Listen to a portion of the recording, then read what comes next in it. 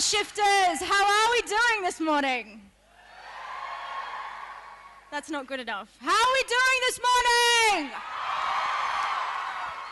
Now, I've always wanted to try something, so bear with me here and don't leave me hanging. When I say power, you say shift. Power! Shift! Power! Shift! Power! Shift! Yeah? It's really, really great to be back at Power Shift. I remember my time here, I think it was last year or the year before. I was talking about my experiences in the Egyptian revolution, working with young revolutionaries and being inspired by their movement, by their cause, being inspired by their courage to put their lives on the line, to demand freedom and justice and dignity, to stand up for their rights. And I think that sort of energy is something I see in the climate movement in Australia. What was most inspiring about that time and that movement was that it was led by young people, not the older generation. It was led by young people and then followed by their elders. And I think that's exactly what we're doing here today. This youth-led movement, being pioneered by the Australian Youth Climate Coalition, is one full of energy and courage, and one that is unwavering. I also mentioned during my speech at the last Power Shift that we need a revolution in Australia, a revolution of the mind, a transformation of hearts and minds that permeates all Australians across the country, so that this issue of climate justice is not held hostage by partisan politics or the political leaders of the day, so that it's Australian communities, young and old, who are calling the shots, who are demanding their futures and designing their futures on their terms. I think we've seen that we need to move beyond formal politics. We need to move beyond the typical election cycle or the media cycle, political cycle. We need to ensure that this issue is one that resonates in the hearts and minds of all across this country. At the Global Poverty Project, we believe that we're all global citizens that are bound by a vision for a more just and sustainable world. Global citizens who are invested in the futures and the lives of those across the world, not just those in our own backyards. And Power Shifters, I urge you all to consider yourselves as global citizens. We live in an interconnected world where poverty and inequality exists. And we know that when it comes to the climate crisis, it's the poorest of the world who will bear the biggest burden. We know that climate change is not just an issue about the environment. Climate change is an issue about poverty and inequality. It's a human rights issue with human consequences.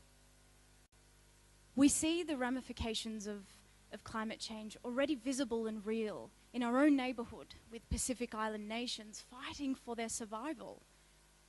The right to life is being threatened for these nations.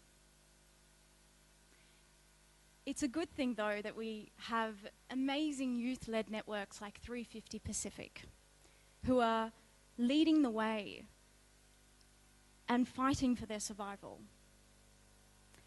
And what's most inspiring about that youth-led network is that their message is that we're not drowning, we are fighting. So my challenge and my question to you all today is, how are you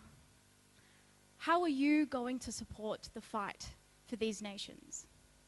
How are you going to ensure their survival? In the upcoming election, my call to action is simple. We need to demand more and better aid so that these nations have the resources and the tools to fight climate change effectively. Because we can't end global poverty without ending climate change. In closing, I just want to say to you all as young people, don't underestimate your courage. Don't compromise your principles for short-term politicking that we've seen on the left and the right. Don't let the naysayers and those stuck in the past tell you that because of your age and your idealism, change is not possible. Because it is these very factors and these characteristics that will lead to change. Young people have always been at the front lines of social change. In the civil rights movement, in apartheid, in the Arab Spring, and now in the climate crisis situation. Yes, it's true that every generation is called upon to meet the challenges of its time, to leave its legacy in history. And I think, whether we like it or not, climate change is the challenge of our time. Climate justice is the call for our generation. I think with education and campaigning as our tools, with young people as our army, we will not only call for climate justice, we will call for lasting social and political and environmental change. And when that happens, we will tell the political class and the political leaders of today that in a thriving democracy, it is we, the people, who hold the power. Am I right?